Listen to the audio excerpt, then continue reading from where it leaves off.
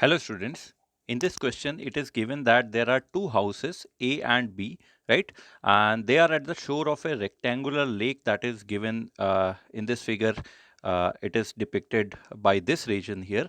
And this home B is at this point and home A is at this point, right? And velocity of a person on the different sides of the sand and the water is given as v1, v3 and v2 respectively. So in this region, in this side of the sand, the velocity of the man is v1.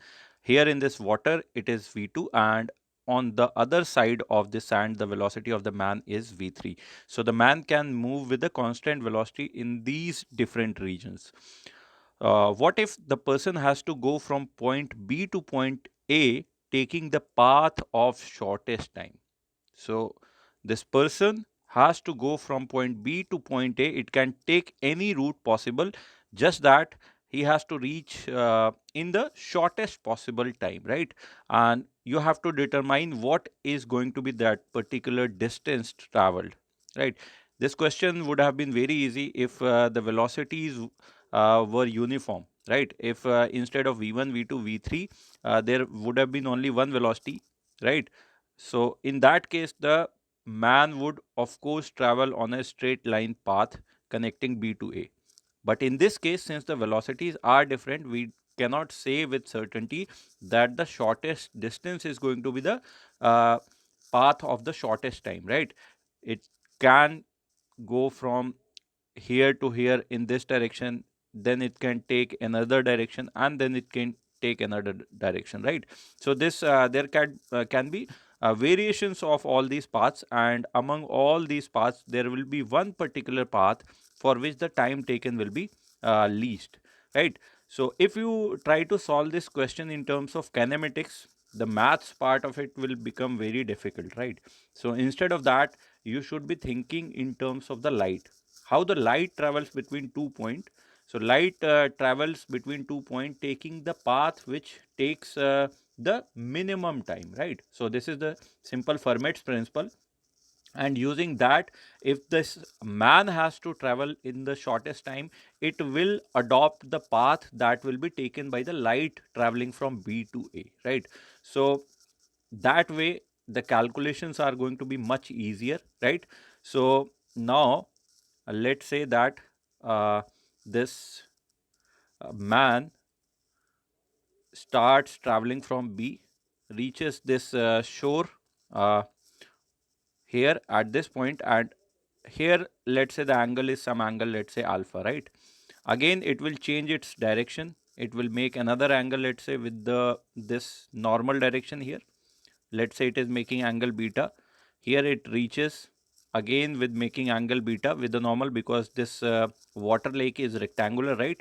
So these two angles will be equal, and let's say then again it moves making some another angle gamma, right? Now you can relate with this, all of this, uh, using the concept of light traveling in rectangular slabs. And you know that for such kind of rectangular slabs kept one after another, the value of mu into sine theta remains constant, right? You can use that using the Snell's law. Here if the refractive index was mu1, so mu1 into sine alpha will be equal to, here is on that other side, if I'm saying that refractive index is mu2, so mu1 sine alpha will be mu2 sine beta, and again mu2 sine beta will be equal to mu3 sine into this angle is, let's say, gamma, right? So mu3 into sine gamma, right? So mu is what? Mu is velocity of light in vacuum divided by velocity of light in that medium. So we can, instead of writing mu sine theta constant, right? Instead of writing mu sine theta constant, we will reduce this in terms of the velocity of the man in these regions, right? So for that, first of all, we have made this diagram here, and it is given that v1 is to v2 is to v3 is equal to this much, and from here this is the relation derived using the Snell's law, that is mu sine theta. Here instead of mu, I have written 1 by v. Why? Because the speed of light part is a universal constant, right? So this can be cancelled out. So in all these three regions, theta is the angle basically with a normal, and sine theta by v should be equal to some constant c, right?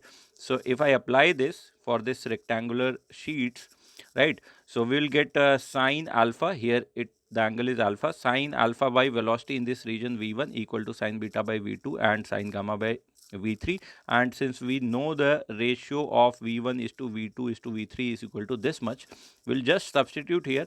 And if you want to solve this expression using all these lengths, you'll get a very tedious expression, right?